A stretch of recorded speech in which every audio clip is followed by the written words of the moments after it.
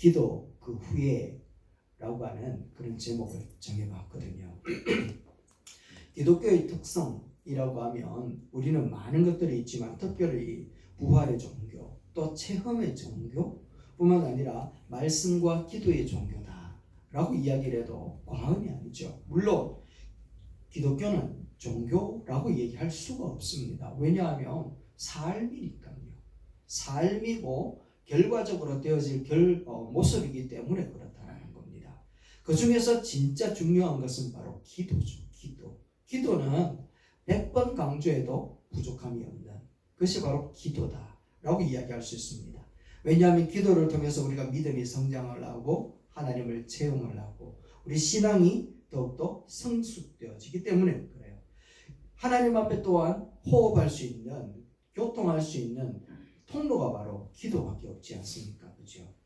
기도를 통해서 공급함을 받고 은혜를 나눌 수 있는 게 바로 기도인 것 같아요. 그런데 우리 기독교의 정신 중에 정말 중요하다라고 하는 이 기도에 큰 맹점이 있습니다.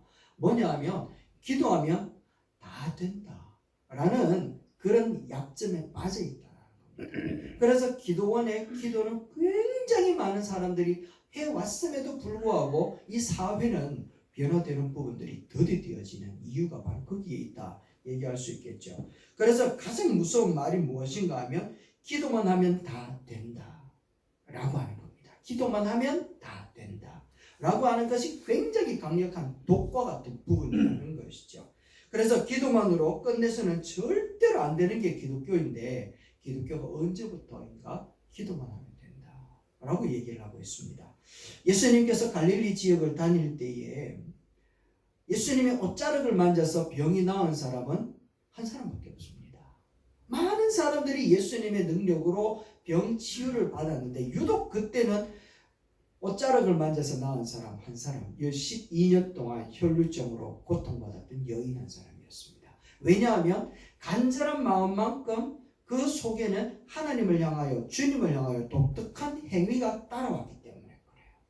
뿐만 아니라 여리고성을 나가면서 맹인거지 바디메오라고 하는 이 사람이 있었는데 여리고성에서 맹인으로서 나음을 받은 사람은 유독 이 한 사람밖에 없습니다. 참 희한하죠. 맹인거지가 한 사람밖에 없었기 때문에 그럴까? 아니라는 겁니다. 성경에 보니까 이 사람이 참 독특한 행위를 하고 있더라는 것이죠. 이렇게 주님 앞에 간절한 소망을 가진 사람들이 굉장히 많이 있지만 그 소망을 기적같이 내 것으로 경험하고 예수 그리스도가 하나님의 아들이다 라고 하는 것을 드러내기 위해서는 참 간절함 속에서 남다른 행동이 따라오고 있더라는 거죠. 그래서 오늘 우리는 기도 후에 우리는 어떻게 해야 될 것인가 라고 하는 것에 대해서 우리가 분명하게 확신을 가지고 우리의 삶 속에 그 기도 이후에 기도의 소원이 이루어지는 우리 모든 성도님들이 되시기를 주의 이름으로 축원합니다. 아멘. 오늘 본문에 나오는 솔로몬은요 8장에서 하나님 앞에 성전을 봉헌합니다. 그리고 하나님을 향하여서 간절한 기도를 하거든요. 그리고 기도하고 난 다음에 우리가 성경에 읽었던 것처럼 54절입니까? 솔로몬이 그곳에서 기도를 마치고 제단 앞에서 일었습니다. 그리고 그가 하나님을 향하여서 일어서서 백성들을 향하여 무엇인가 요구를 해요. 하나님 앞에 독특한 행동을 행하였던 솔로몬의 그러한 모습과 백성들을 향하여서 이렇게 되어야 된다라고 하는 것을 선포하고 난 다음에 9장부터 하나님께서 솔로몬에게 축복을 내리는데 8장 그러니까 열왕기상서 3장에서부터 하나님께서 지혜와 명철과 부를 주겠다라고 언약하신 다음에 주어진 축복보다 이렇게 하나님 앞에 간절하게 기도나 하고 쉬고 난 다음에 행하였던 그 행위 이후에 주어지는 복이 더 컸다라는 겁니다. 자, 그렇다면 솔로몬이 행하였던 남다른 행동이 어떤 것일까? 기도 후에 어떤 행동을 했을까? 우리 함께 보도록 하죠. 그 첫 번째가 무엇인가 하면 같이 한번 읽어봅시다. 시작. 말씀대로 되어졌다고 고백해요. 말씀대로 되었다라고 하는 고백을 솔로몬이 하고 있다라는 겁니다. 56절 말씀인데 이것도 우리 같이 한번 읽어봅시다. 시작. 여호와를 찬송할지로다. 그가 말씀하신 대로 그의 백성 이스라엘에게 태평을 주셨으니 그 종 모세를 통하여 무릇 말씀하신 그 모든 좋은 약속이 하나도 이루어지지 아니함이 없도다. 할렐루야. 이 고백이 여러분의 고백이 되기를 주의 이름으로 축원합니다. 아멘. 얼마나 좋은 말씀입니까? 솔로몬이 성전 봉헌하고 난 다음 백성들을 향하여 뭐라고 고백하는가 하면 내게 주어진 모든 영광, 내게 이루어진 모든 업적들, 내게 이루어진 모든 것들은 하나님께서 말씀하신 대로 이루어 주셨습니다. 네. 할렐루야. 뿐만 아니라 하나님께서 하신 모든 좋은 약속을 하나도 이루어지지 않은 것이 없습니다. 다 이루어 주셨습니다. 네. 하나님을 찬양합니다. 라고 이렇게 하나님 앞에 영광을 돌리고 있더라는 겁니다. 솔로몬은 다윗 이후에 왕이 되었잖아요. 솔로몬이 왕이 되어졌을 때 솔로몬이 아니라 솔로몬의 형들을 왕 삼으려고 했던 세력들이 아직도 눈에 불을 켜고 지켜보고 있을 때였습니다. 그때에 하나님 앞에 일천 번제를 드리고 난 다음 하나님 앞에 간절하게 기도하니까 하나님께서 나타나셔가지고 꿈에 야, 니한테 뭐 해주면 좋겠노? 라고 이야기를 했어요. 그러니까 솔로몬이 하는 말이 무엇인가 하면 하나님 주의 백성을 잘 통치하고 분별할 수 있도록 지혜 주세요. 지혜라고 얘기합니다. 여기서 이 지혜라고 하는 것이 자기들의 정적들을 잘 관리할 수 있는 그런 지혜 달라 이런 뜻이거든요. 자기의 주의 백성들을 잘 관리해가지고 내 후손들이 왕위를 잘 유지할 수 있도록 하나님 도와주세요. 이런 뜻이란 말이죠. 그러니까 하나님께서 12절 말씀에 나타나서 하시는 말씀이 이런 말씀입니다. 우리 같이 하나님 된 심정을 한번 외쳐볼까요? 시작. 내가 네 말대로 하여 네게 지혜롭고 총명한 마음을 주오니 네 앞에도 너와 같은 자가 없었거니와 네 뒤에도 너와 같은 자가 일어남이 없으리라. 할렐루야. 그런데 뒷절 13절에는요 우리가 또 원하는 것이 있어요. 시작. 내가 또 네게 구하지 아니한 부귀와 영광도 네게 주노니 네 평생에 왕들 중에 너 같은 자가 없을 것이라. 할렐루야. 이렇게 축복을 하시더라는 겁니다. 얼마나 큰 언약의 말씀인지 8장까지 그는요 승승장구 하나님께서 진짜 지혜를 주셔가지고 그 왜 우리가 잘 아는 것처럼 한 아이를 두고 내가 엄마다 라고 싸움이 벌어졌을 때 지혜로 솔로몬이 판결을 잘 내리잖아요. 이렇게 지혜를 주시고 또 성전 다윗이 그 설계해 놓은 성전을 지을 수 있도록 엄청난 부귀를 다 주었다라는 겁니다.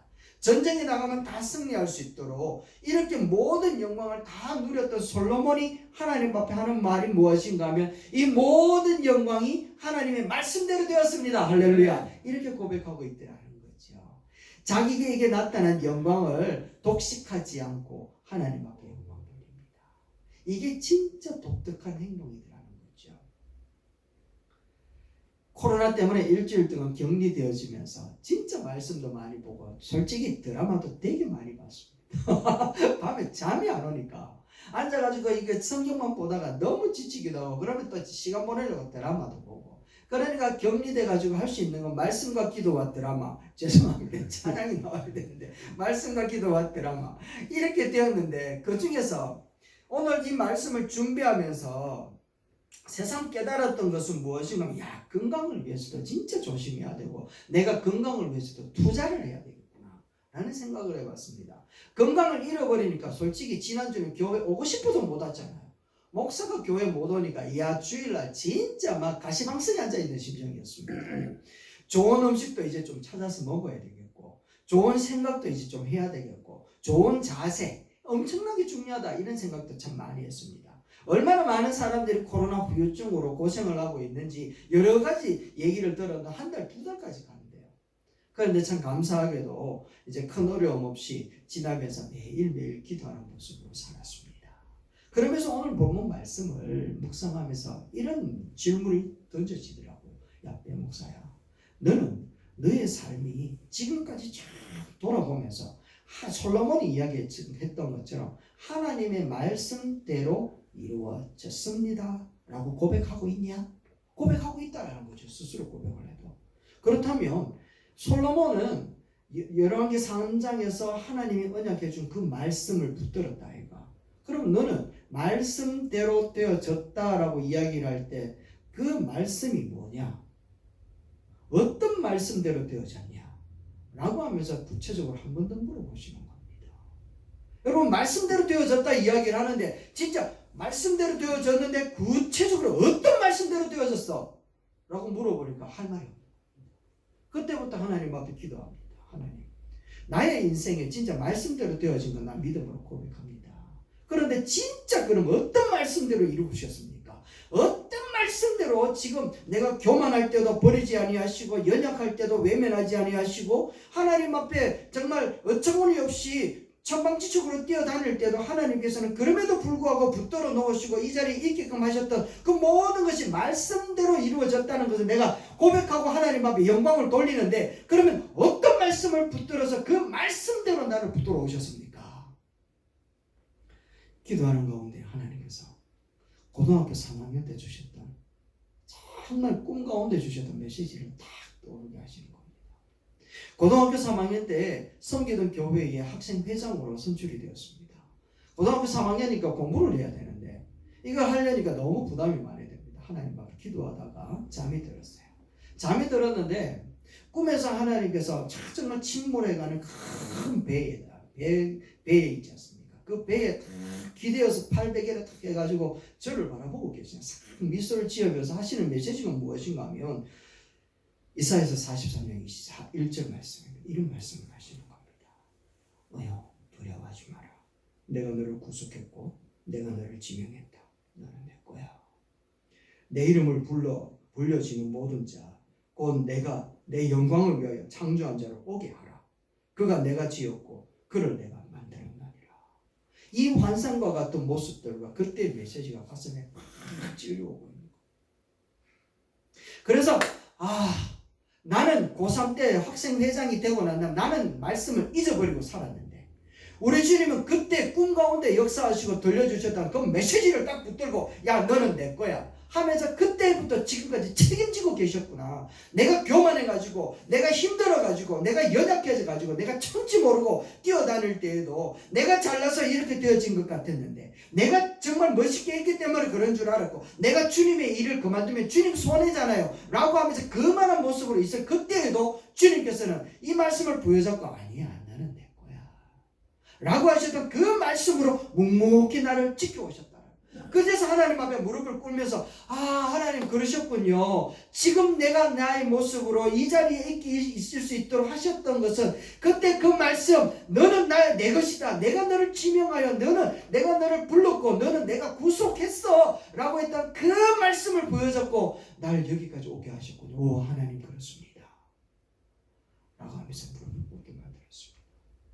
여러분들은 어떻습니까? 말씀대로 나를 이루어 주셨습니다 라고 고백한다면 진짜 어떤 말씀을 부여잡고 하나님은 지금까지 오게 하셨냐 라는 것을 여러분에게 묻는다면 어떤 말씀을 부여잡을 수 있겠습니까? 말씀하신 대로 역사하시고 묵묵하게 그 말씀을 나는 잊어버렸지만 우리 주님은 은혜를 베풀고 오늘 이 시간 이렇게 여러분 앞에 고백할 수 있도록 역사해 오고 있었던 거죠. 그래서 저는 이런 고백을 하지 않을 수가 없었습니다. 내게 주어진 하루를 감사합니다. 내게 또 하루를 허락하시니 이 하루도 헛되이 보내지 않으며 살기를 원하시는 줄 압니다. 이런 은총 받을 만한 자격 없지만 주의 인자하심을 힘입어서 이 하루도 내게 주어졌음을 내가 감사드립니다. 비록 이 하루가 나를 울리고 나를 힘들게 만들지만 원망의 마음을 품지 않을 수 있는 이유는 나의 주님이 모든 일을 합력해서 선을 이루십니다. 이런 고백을 하지 않을 수가 없었다는 거죠. 여러분은 어떻습니까? 오늘 이 하루를 우리 주님은 말씀을 부여잡고 나를 향하여서 주목하고 있고 진행하고 있고 나를 붙들고 있고, 주님이 나와 맺었던 그 언약의 말씀을 부여잡고 역사하고 있었던 것처럼 이제 나도 주님과 맺었던 그 언약의 말씀을 붙들고 살아야 되지 않겠습니까? 오늘 이 하루도 주님의 말씀을 따라 내게 생명을 허락하여 주셨잖아요. 오늘 이 하루도 주님은 당신의 언약했던 그 말씀을 따라서 우리를 살아있도록 인도하고 계신다는 거죠. 오늘 이 하루도 주님은 말씀대로 역사하시는 줄로 믿습니다. 아멘. 엄마가 끊어주셔도 돼요. 여러분, 솔로몬이 이야기했습니다. 말씀대로 나를 지켜주셨습니다. 주님이 붙들고 있는 그 언약의 말씀, 오늘 우리도 다시 찾아봅시다. 정말 기도 가운데 무릎을 꿇고 정말 그 언덕에 광명의 광선과 같은 모습을 우리에게 비춰주시며 정말 성공 같은 메시지로 나에게 돌려주셨던 주님의 언약의 말씀, 그 말씀 붙들어 봅시다. 그 말씀을 통하여 오늘도 나를 붙들고 말씀대로 되도록 역사하시는 줄로 믿습니다. 할렐루야. 그 말씀이 오늘 우리를 새롭게 하고, 또한 하나님께서 말씀하시던 좋은 약속을 하나도 땅에 떨어지지 않도록 우리 주님은 그 말씀을 다 이루어 가시는 그런 하나님이신 줄로 믿습니다. 아멘. 그런 고백을 이 독특하게 솔로몬이 하고 있더라는 거죠. 여러분, 우리들도 기도 후에 이렇게 하나님의 언약의 말씀을 하나님 앞에 돌려드리고 내가 그 말씀 붙들고 있음을 고백해드리기를 주의 이름으로 축원합니다. 이제 두 번째입니다. 솔로몬은 기도 후에 독특하게 두 번째 행동을 우리에게 보여주는데요. 그 말씀이 뭔가 하면 같이 한번 봅시다. 시작. 하나님께서 함께하는 삶을 살아야 합니다. 무슨 말씀인가 하면 57절 말씀인데요. 우리 같이 한번 봅시다. 시작. 우리 하나님 여호와께서 우리 조상들과 함께 계시던 것 같이 우리와 함께 계시었고 우리를 떠나지 마시오며 버리지 마시옵고, 할렐루야. 우리와 함께 해주십시오. 이렇게 원하고 있더라는 겁니다. 그런데 여러분, 느닷없이 하나님이 그래 알았다 이래버리면 어떻게 하시겠습니까? 그래 알았다 너와 함께 할게 이래버리면 여러분들 얼마나 당황스럽겠습니까? 얼마나 놀랐겠습니까? 왜냐하면요, 예수님이 하나님의 아들이라는 사실을 깨달았던 예수님의 제자들조차도 예수님을 향하여 뭐라고 이야기하는가 하면 주님 내가 죽게 되었습니다. 나를 떠나소서라고 얘기합니다. 구약에서는 여호와 하나님의 임재하심을 깨달았던 이사야 같은 경우도 화로다 내가 죽게 되었도다 라고 고백을 합니다. 그래서 유대인들은 여호와라고 하는 그 이름을 부르는 것조차도 경망스럽게 생각을 해가지고 아도나이라고 부르면서 그것을 글로 쓰는 것조차도 자기의 몸을 깨끗하게 하고 난 다음에 기록을 했다라고 얘기를 합니다. 왜냐하면 완벽하게 선하신 하나님 앞에 완벽하게 더러워진 죄를 가지고 있는 인간이 만나게 되어지면 인간의 죄성을 가진 모습으로 하나님 앞에 완전히 소멸되어지기 때문에 그래요.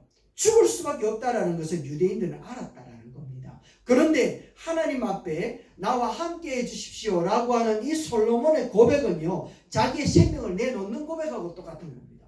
왜냐하면 진짜 그래 알았다 이래 되어버리면 솔로몬은 죽을 수밖에 없기 때문에 그래요. 그런데 솔로몬은 하나님을 향하여서 우리를 떠나지 마시옵고 우리와 함께 하옵소서 라고 이렇게 얘기를 하고 있더라는 겁니다. 그래서 이 말씀 앞에 가만히 생각을 해봤더니 저 같은 경우도 하나님이 나와 함께 한다면 어떨까라고 생각해봤더니 얼마나 불편한지 모르겠어요. 여러분 한번 생각을 해보십시오. 서울 여행을 가는데 직장 상사하고 같이 그 KTX에 같이 좌석에 앉았다. 여러분 서울 가는 동안 얼마나 불편하겠습니까? 그래서 내 돈이라도 들여가지고 뜬뜬스 뽑아가지고 직장 상사 그쪽 보내고 내 혼자 가고 싶은 마음 들지 않습니까? 아유 안 그렇겠냐 싶은 생각이 들어요. 이거 좀 그러면 여러분 저하고 같이 부산 앞바다에 그 해운대 모래사장을 걷는다고 한번 생각해 보십시오. 얼마나 불편하겠습니까? 가까이 있으면 죄라도 드러날 것 같아가지고 아주 거룩하고 욕 한마디 제대로 못하고 이런 부분들이 들지 않겠습니까? 심지어는 갱년기가 되어지면 남편하고 한 이불 듣고 사는 그조차도 힘들지 않습니까 여러분? 뭐 갱년이 안 되어 본 분들은 잘 모르시겠지만 솔직히 주님 우리와 동행해 주세요. 함께 해주세요. 여기 거하소서 라고 우리는 기도하고 있지만 사실 우리는 내면 속에는 같이 하지 않을 거라는 거 우리 너무 잘 알고 있잖아요. 같이 하고 있지 않았으면 좋겠다라는 마음도 너무너무 많이 들고 있죠. 왜냐하면 진짜 하나님이 알았다 라고 해버리면 우리는 진짜 불편하기 때문에 하고 싶은 거 못해요. 해야 되는 거 못해요. 내가 해야 되는 거, 내가 하고 싶은 거 이거 다 내려놓고 진짜 주님이 원하는 거, 주님이 하자 하는 대로, 주님이 가자 하는 대로 갈 수밖에 없기 때문에 진짜 불편해요. 그럼에도 불구하고 우리는 하나님이 함께 거하기를 간구해야 되는 줄로 믿습니다. 아멘. 왜냐하면 우리의 불편함보다는 하나님이 함께 하실 때에 주어지는 은혜가 더 크기 때문에 그래요. 할렐루야. 맞습니까? 나는 불편하고 거추장스럽고 거부하고 그러하지만 그럼에도 불구하고 주님이 함께 할 때 이루어지는 그 은혜가 내가 불편하게 여기는 그 은혜보다 더 크다는 것을 우리가 너무 잘 알기 때문에 하나님이 함께 해주세요. 이런 고백을 해야 된다는 거예요. 열왕기 상서 8장 61절에 불편한 마음 가운데서 극복할 수 있는 마음을 주는데 무엇인가 하면 이런 말을 주십니다. 한번 읽어봅시다. 시작. 그런즉 너희의 마음을 우리 하나님 여호와께 온전히 바쳐 완전하게 하여 하나님과 같이 그의 법도를 행하고 그의 계명을 지킬지어다. 할렐루야. 이 말은 무엇인가 하면 너희 마음을 여호와께 온전하게 바쳐서 완전하게 해라. 이 완전하다라고 하는 것은 화평케 해라 라고 하는 뜻을 갖고 있거든요. 화평케 해라. 하나님과 화평해라. 화평. 앞따라 하나님과 화평합시다. 할렐루야. 그런데 우리의 힘으로는 절대로 하나님과 화평할 수 있는 사람이 이 땅에 아무도 없다는 겁니다. 솔로몬은 하나님과 화평하면 이 불편한 걸 이길 수 있다라고 이야기를 하지만 화평할 수 있는 사람은 아무도 없다라는 거죠. 아무리 노력해도 우리의 마음은 이미 죄로 물들어 있기 때문에 인간의 힘으로는 하나님이 원하는 그 화평의 자리에 절대로 갈 수 없는 게 인간의 죄성이라는 거예요. 그래서 우리의 이 인간의 죄성을 두고 화평케 해라 라고 하셨던 주님이 방법을 찾으시는데 그 방법이 무엇인가 하면 바로 예수 그리스도를 십자가에 죽이시면서 화목 제물 삼으시고 그 예수 그리스도를 믿는 자들에게는 하나님과 믿음을 가진 자들에게 화평케 하도록 역사하여 주신 줄로 믿습니다. 아멘. 주님께서 화평케 하여 놓으신 그것을 우리가 마음으로 믿는 것, 그 방법밖에 없는 줄을 예수님께서는 아시고 우리를 향하여 나 좀 믿어라 라고 얘기하고 있는 거예요. 사단은 계속해서 우리를 정죄합니다. 니까짓게 뭐라고 하나님과 화평할 수 있노? 너는 결단코 주님 앞에 설 수 없다. 너는 죽을 죄인이다 라고 이야기를 하지만 우리는 그럴 때마다 주님께서 십자가에서 이루어 놓으신 하나님의 크신 은혜, 화평케 해놓으신 그 은혜를 뻔뻔스럽게 붙들어야 될 줄로 믿습니다. 이게 믿음이라는 거예요. 믿음이 고상한 게 아니에요. 뻔뻔함이래요. 뻔뻔하게 붙들어야 되는 거예요. 뻔뻔하게. 그래서 주님이 말씀하잖아요. 밤에 막 친구 집에 와가지고 문을 두드리면서 야 우리 집에 친구가 찾아왔는데 먹을 것 좀 더 하면서 막 두드리는 그게 무슨 뜻인가 하면 밤 12시에 옆에 있는 집에 쫓아와서 냉장고문을 확 열면서 너희 집에 있는 짬뽕 국물이라도 좀 내놔라 라고 하는 말하고 똑같은 거예요.